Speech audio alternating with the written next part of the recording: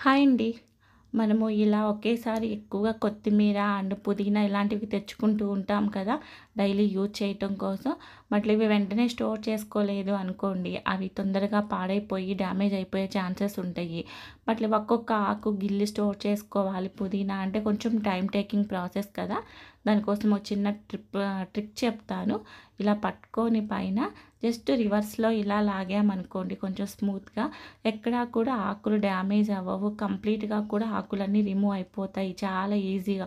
చూడండి, జస్ట్ పైన కొంచెం పట్టుకొని నేను మొత్తం వెనక్కి లాక్కుంటున్నాను. అలా లాగేసామంటే కంప్లీట్‌గా మొత్తం కూడా ఆకులు ఈజీగా రిమూవ్ అయిపోతాయి. సో, ఇలా మనం ఎంత పుదీనానైనా వితిన్ సెకండ్స్‌లోనే మొత్తం కూడా మనం కంప్లీట్‌గా తీసేసుకోవచ్చు.